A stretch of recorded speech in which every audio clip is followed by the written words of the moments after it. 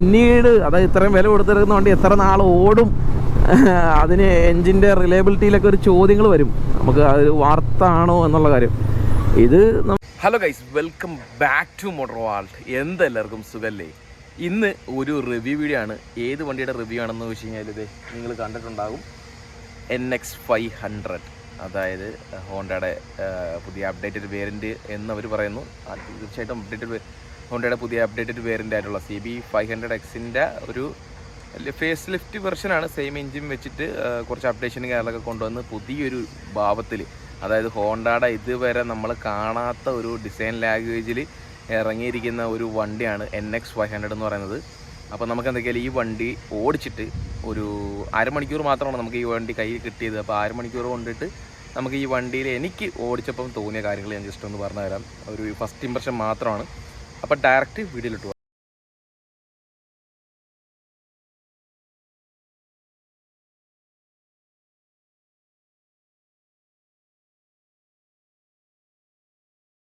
അപ്പോൾ യെസ്, നമ്മുടെ Honda NX500 ഇതേ നമ്മുടെ കൈകളിലേക്ക് കിട്ടിയിരിക്കുകയാണ്. വ്യത്യസ്തമായിട്ടുള്ളൊരു വണ്ടി എന്നൊക്കെ തന്നെ വേണമെങ്കിൽ പറയാം. ഒരു ഡിഫറെൻറ്റ് ഡിസൈൻ ലാംഗ്വേജാണ് നമ്മുടെ ഈ ഒരു വണ്ടിയിൽ എനിക്ക് കാണാനായിട്ട് സാധിക്കുന്നത്. അതായത് നമ്മുടെ ഹോണ്ടയുടെ ആ ഒരു ലോഗോ വെച്ച് മാത്രമാണ് ഇതൊരു ഹോണ്ട, അല്ലെങ്കിൽ വണ്ടി ഓടിച്ച് നോക്കുന്ന സമയത്താണ് ഇത് ഹോണ്ടയുടെ വണ്ടിയാണ് എന്ന് നമുക്ക് മനസ്സിലാക്കാനായിട്ട് സാധിക്കുന്നത്. കാര്യം ഡിസൈൻ ലാംഗ്വേജ് നമുക്ക് ഈ ഒരു ഭാഗത്തോട്ട് നോക്കുന്ന സമയത്ത് നമുക്കൊരു ഹോണ്ട വണ്ടി ഫീലിംഗ് കാര്യങ്ങളൊക്കെ കിട്ടുന്നുണ്ട്. കാര്യം CB200Xൻ്റെ ഒക്കെ ഒരു ലെവലിൽ നിൽക്കുന്ന ഒരു ഫെയറിങ്ങും കാര്യങ്ങളൊക്കെ തന്നെയാണ് അവർ ട്രാൻസാൽപ്പിലും അതുപോലെ തന്നെ ട്രാൻസാൽപ്പിലും ഒക്കെ ഈ സെയിം ഫെയറിങ് തന്നെയാണ് വന്നുകൊണ്ടിരുന്നത്. പിന്നെ നമ്മളിതേ ഈ ഒരു ഭാഗത്തോട്ട് വരുന്ന സമയത്താണ് കുറച്ചും കൂടെ ഡിഫറെൻ്റ് ആയിട്ടുള്ള രീതിയിൽ നമുക്ക് ഈ ഒരു വണ്ടി വ്യത്യസ്തനായിട്ട് നിർത്തുന്നത്. ആ ഒരു ഹെഡ് ലാമ്പും കാര്യങ്ങളൊക്കെ നമുക്ക് അവിടെ കാണാം. LED ലാമ്പാണ്. ഇൻഡിക്കേറ്ററും കാര്യങ്ങളൊക്കെ ആസ് യൂഷ്വൽ നമ്മുടെ ഹോർണറ്റ് 2.0 വന്ന പോലത്തെ ഒരു ഇൻഡിക്കേറ്ററും കാര്യങ്ങളൊക്കെ തന്നെയാണ്. പിന്നെ USB 4 നമുക്ക് ഫ്രണ്ടിൽ കാണാം. ഡുവൽ പർപ്പസ് ടയർ ഫ്രണ്ടിൽ കാണാം. ലോങ് ട്രാവൽ സസ്പെൻഷൻ ഫ്രണ്ടിൽ. അതുപോലെ തന്നെ നിസിൻ്റെ ഫ്രണ്ട് ബ്രേക്ക് നമുക്ക് ഡുവൽ ബ്രേക്കാണ് നമുക്ക് കാണാനായിട്ട് സാധിക്കുന്നത്. പിന്നെ ആസ് യൂഷ്വൽ നമ്മുടെ CB500Xൽ വന്ന സെയിം എൻജിൻ തന്നെയാണ് ഈ വണ്ടിയിലും വരുന്നത്. ഈ എൻജിൻ എന്ന് പറയുന്നത് ഒരു മോശക്കാരനായിട്ടുള്ളൊരു എൻജിനൊന്നും തന്നെയല്ല. ഒരു രക്ഷയില്ലാത്ത കിഡിലൻ ടൂററാണ് കേട്ടോ ഈ ഒരു എൻജിൻ്റെ ക്യാരക്ടർ.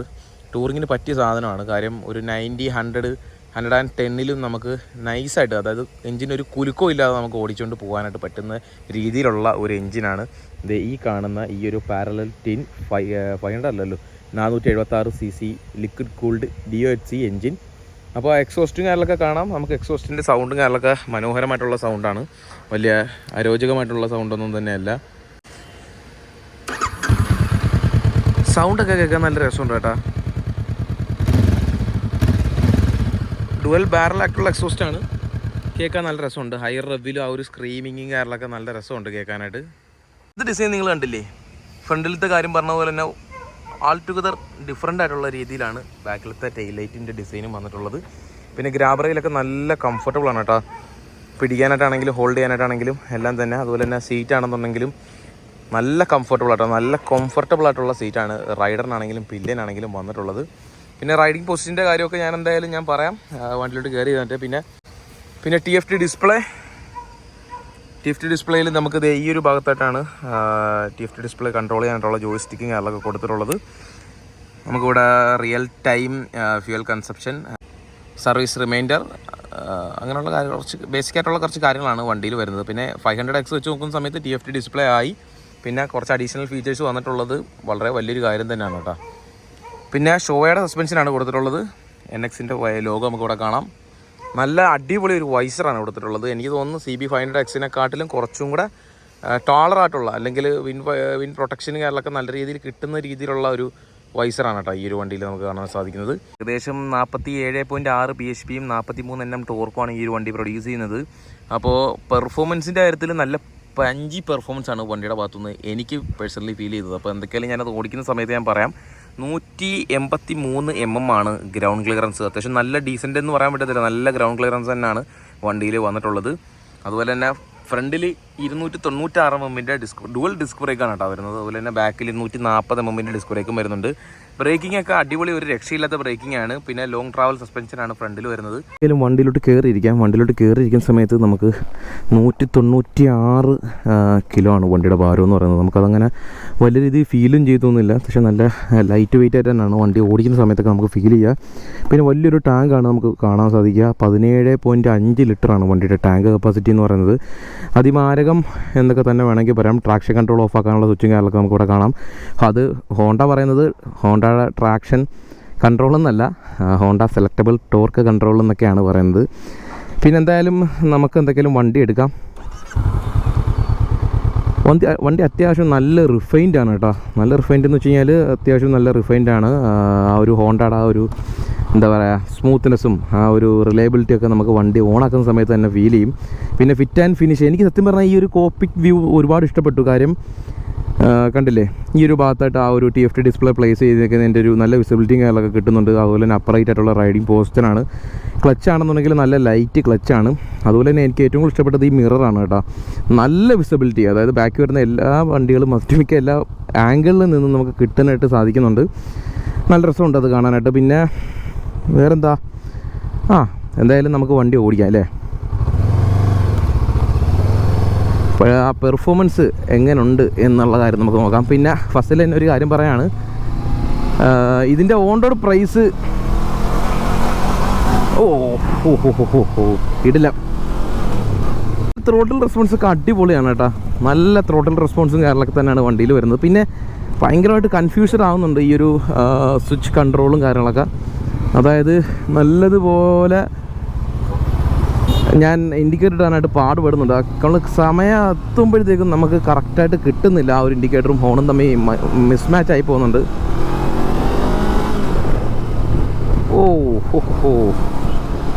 കൊള്ളാം. ഈ ഒരു വിൻവൈസർ കാണുന്നത് പോലെ തന്നെ നല്ല ഫങ്ഷണലായിട്ടുള്ള വിൻവൈസറാണ് കേട്ടോ.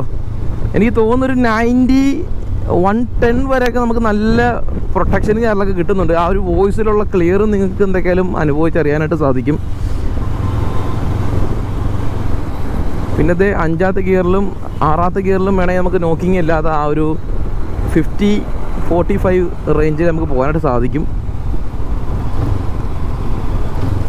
ആ ഒരു സൗണ്ട് നമുക്ക് ആ ഒരു ഹയർ റെവിൽ നമുക്ക് നന്നായിട്ട് ആസ്വദിക്കാനായിട്ട് പറ്റുന്നുണ്ട് കേട്ടോ. പിന്നെ വണ്ടിയുടെ ടോപ്പ് സ്പീഡോ അല്ലെന്നുണ്ടെങ്കിൽ ബാക്കിയുള്ള കാര്യങ്ങളൊന്നും നമുക്ക് ഈ ഒരു തിരക്കിനിടയിൽ നോക്കാനായിട്ട് പറ്റത്തില്ല. പറ്റുവാണെങ്കിൽ ഞാൻ ജസ്റ്റ് ഒന്ന് പവർ വലിപ്പിച്ചെടുത്ത് കാണിച്ചു തരാം. ആ ഒരു റിഫൈൻമെൻറ്റ് പിന്നെ പ്രത്യേകിച്ചൊന്നും എടുത്തു പറയേണ്ട യാതൊരു ആവശ്യമില്ലെന്ന് തോന്നുന്നു. കാര്യം ഇത് ഹോണ്ടയാണ്. ഇതിൻ്റെ ആ ഒരു ഫീലും അതുപോലെ തന്നെ ഇതിൻ്റെ ആ ഒരു റിഫൈൻമെൻറ്റും സ്മൂത്ത്നെസ്സും ഒക്കെ എത്രത്തോളം ഉണ്ടെന്നുള്ള കാര്യം ഒരു ഹോണ്ട വണ്ടി ഓടിച്ചവന് എന്തായാലും മനസ്സിലാവും. പിന്നെ ഈ വണ്ടിയിൽ എനിക്ക് ഏറ്റവും കൂടുതൽ ഇഷ്ടപ്പെട്ടൊരു സംഭവം എന്ന് പറയുന്നത് വണ്ടിയുടെ ആ ഒരു ഹാൻഡ്ലിംഗ് ആണ് കേട്ടോ. 196 kg വരുന്ന ഒരു അത്യാവശ്യം ഹെവി വെയിറ്റഡ് ആയിട്ടുള്ളൊരു വണ്ടിയാണ്. എന്നിരുന്നാലും നമുക്ക് ഓടിക്കുന്ന സമയത്ത് നല്ല ലൈറ്റാണ്. അതുപോലെ തന്നെ നല്ല സോഫ്റ്റും അല്ലെങ്കിൽ നല്ല കംഫർട്ടബിൾ ആയിട്ടുള്ള റൈഡിങ് എർഗണോമിക്സ് ആണ് കേട്ടോ. അതായത് ആ ഒരു നമ്മൾ ഹിമാലയൻ ടൈപ്പ് വണ്ടികളിൽ നമ്മൾ ഓടിച്ചിരുന്ന ആ ഒരു കുഷനിങ് ഉണ്ടല്ലോ, ആ ഒരു കുഷനിങ് സീറ്റിൻ്റെ ഭാഗത്തുനിന്ന് നമുക്കൊരു ചാട്ടം നമുക്ക് ഫീൽ ചെയ്യുന്നുണ്ട്. ആ സസ്പെൻഷൻ്റെ കാര്യമല്ല ഉദ്ദേശിച്ചത്, സീറ്റിൻ്റെ കാര്യത്തുനിന്ന്. അതുപോലെ തന്നെ വണ്ടിയുടെ ക്ലച്ചാണെങ്കിലും എല്ലാം ലൈറ്ററാണ്. നമുക്ക് സിറ്റിയിലൊക്കെ കൊണ്ടു നടക്കാൻ അത്യാവശ്യം നല്ല രസമാണ് കേട്ടോ ഈ ഒരു വണ്ടി. പിന്നെ ലോൻ്റെ ഡോർക്കൊക്കെ അത്യാവശ്യം നല്ല രീതിയിലുണ്ട്. മിഡ് റേഞ്ച് അത്രയ്ക്ക് അങ്ങോട്ട് പോരാ. കണ്ടില്ലേ, വണ്ടി പുഷ്പം പോലെ കയറിപ്പോവാണ്. നല്ല സ്റ്റേബിളാണ് വണ്ടി. പിന്നെ ഇതൊരു നമ്മുടെ ഡ്യൂക്ക് 390 പോലെ അഗ്രസീവായിട്ട് ഓടിക്കാനുള്ള ഒരു സാധനമല്ല. ഡ്യൂക്ക് 390യെക്കാട്ടിലും മൈലേജിൻ്റെ കാര്യം നമുക്ക് പിന്നെ പറയാം. ഡ്യൂക്ക് 390യെക്കാട്ടിലും പവറുണ്ട്. ബട്ട് ഡ്യൂക്ക് 390 പോലെ അഗ്രസീവായിട്ട് ഓടിക്കേണ്ട ഒരു സാധനമല്ല. ബട്ട് നമുക്ക് ഈ ഒരു വണ്ടി സ്പീഡ് കയറിയുന്നത് അങ്ങനെ നമുക്ക് അറിയാൻ സാധിക്കത്തില്ല. അത്രമാത്രം ഒരു നല്ല കൺട്രോളും നല്ലൊരു റിഫൈൻമെൻറ്റും തന്നെയാണ് വണ്ടിയുടെ എഞ്ചിൻ്റെ ഭാഗത്ത് നമുക്ക് കിട്ടുന്നത്. ഒരു 120-130 നമുക്ക് ഈസി ആയിട്ട് വണ്ടിയിൽ ക്രൂസ് ചെയ്യാനായിട്ട് സാധിക്കും. അതുപോലെ തന്നെ വണ്ടിയുടെ മൈലേജ് എനിക്ക് മീറ്ററിൽ കാണിക്കുന്നത് ഒരു 28-ന് പല ഗൂഗിൾ ഫോറംസിലും ഞാൻ വായിച്ച സമയത്ത് എനിക്ക് അറിയാൻ സാധിച്ചത് ഒരു 27 വരെ കിട്ടുന്ന ആൾക്കാരുണ്ട് എന്നുള്ള കാര്യമാണ്. പിന്നെ ഈ വണ്ടിയുടെ പ്രൈസ് ആസ് യൂഷ്വൽ ഹോണ്ടയുടെ റിഫൈൻമെൻറ്റ് എത്രത്തോളം കൂടുന്നു അതുപോലെ തന്നെ വണ്ടിയുടെ പ്രൈസും കൂടും എന്നുള്ള കാര്യമാണ് നമുക്ക് അറിയാൻ സാധിക്കുന്നത്.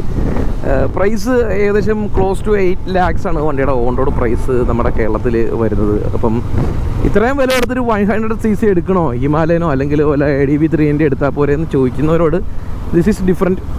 ഇതൊരു വേറെ സെഗ്മെൻറ്റാണ്. എനിക്ക് തോന്നുന്നില്ല നമ്മുടെ ഡ്യൂക്ക് 390 ആയിട്ടോ അല്ലെങ്കിൽ ഹിമാലയൻ 450 ആയിട്ടോ കമ്പയർ ചെയ്യാൻ പറ്റും എന്നുള്ള കാര്യം. ഇതിൻ്റെ ഒരു പ്രൊഡക്ഷൻ ആണെന്നുണ്ടെങ്കിൽ ഇതിൻ്റെ ക്വാളിറ്റി ആണെന്നുണ്ടെങ്കിലും ഒരു വേറെ ലെവലിൽ നിൽക്കുന്നൊരു സംഭവമാണ്. കാര്യം കിട്ടില്ല കേട്ടോ, നല്ല ത്രോട്ടൽ റെസ്പോൺസ് ആണ് വണ്ടിയുടെ ഭാഗത്തുനിന്ന് വരുന്നത്.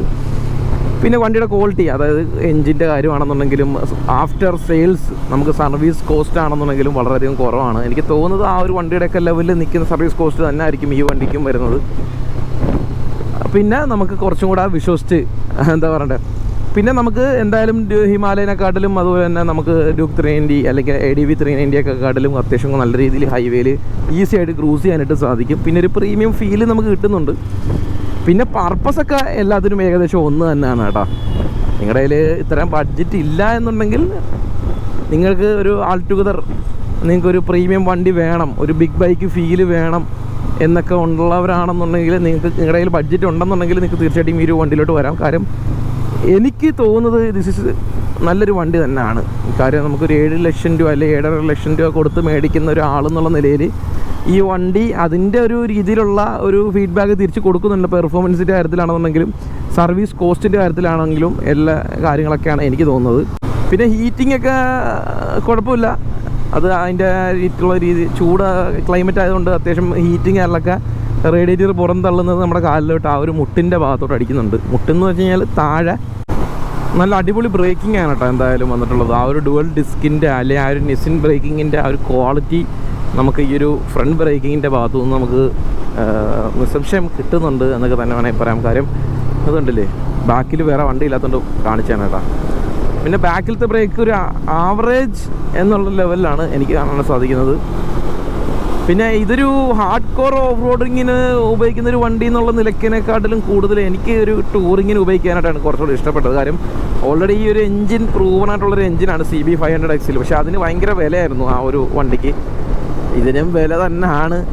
ബട്ട് ഹോണ്ട എന്തായാലും വിലയൊന്നും കുറയ്ക്കാനായിട്ട് പോകുന്നില്ല. തീർച്ചയായിട്ടും അത് അവരുടെ ഒരു വാശി എന്നൊക്കെ തന്നെ വേണമെങ്കിൽ പറയാം. അപ്പോൾ ആ ഒരു ലെവലിൽ വെച്ച് നോക്കുന്ന സമയത്ത് നമുക്ക് കൊടുക്കുന്ന പൈസയ്ക്ക് എന്തായാലും ഒരു നഷ്ടം ഇല്ലാത്തൊരു സാധനമാണ് ഈ ഒരു വണ്ടി. വേറെ ഏത് വണ്ടി എടുത്താലും നമുക്കൊരു പിന്നീട് അതായത് ഇത്രയും വില കൊടുത്തിരിക്കുന്ന വണ്ടി എത്ര നാൾ ഓടും, അതിന് എൻജിൻ്റെ റിലയബിലിറ്റിയിലൊക്കെ ഒരു ചോദ്യങ്ങൾ വരും. നമുക്ക് അത് വാർത്താണോ എന്നുള്ള കാര്യം. ഇത് നമുക്ക് എന്തായാലും കാലങ്ങളോളം കിടക്കാൻ ചാൻസ് ഉള്ള ഒരു എൻജിനാണ് ഈ ഒരു വണ്ടിക്കകത്ത് എന്തെങ്കിലും ഹോണ്ട കൊടുത്തിട്ടുള്ളത്. വണ്ടിയുടെ പവർ എങ്ങനെയാണ് എന്ന് ചോദിച്ചു കഴിഞ്ഞാൽ നമുക്ക് ഒരു നിഞ്ച 400 ഓടിച്ചിട്ടുള്ളവരാണെങ്കിൽ നിങ്ങൾക്ക് മനസ്സിലാവും. ആ ഒരു ലെവലിൽ ഏകദേശം അതേ ഒരു ലെവലിൽ തന്നെ നിൽക്കുന്ന ഒരു പവർ ഡെലിവറിയാണ്. പിന്നെ ഇതിൻ്റെ ആ ഒരു ത്രോട്ടിൽ റെസ്പോൺസ് കുറച്ചും കൂടെ ഒന്ന് ബെറ്റർ ആണെന്ന് തോന്നുന്നു. കാര്യം നമ്മൾ കൈ കൊടുക്കുന്ന സമയത്ത് ഇതേ നല്ലതുപോലെ കയറി അങ്ങോട്ട് പോവാണ്. ആ ഒരു ടോർക്കിൻ്റെ ഒരു ഗുണം ആയിരിക്കാം, നല്ല രീതിയിൽ ടോർക്കി ഫീലുണ്ട് ആ ഒരു ആദ്യത്തെ 3 ഗിയറിൽ. എന്തായാലും ഇതൊരു ഫസ്റ്റ് റൈഡ് ഇമ്പ്രഷൻ മാത്രമായിരുന്നു കേട്ടോ. നമുക്ക് ഈ വണ്ടിയെ പറ്റി കൂടുതലായിട്ടൊന്നും അങ്ങനെ പറയാനായിട്ട് പറ്റത്തില്ല. കാര്യം പറഞ്ഞാൽ അത് മണ്ടത്തരമായിപ്പോയി. കാര്യം നമുക്കിതൊരു 30 മിനിറ്റ് നേരത്തേക്ക് മാത്രമാണ് വണ്ടി കിട്ടിയത്.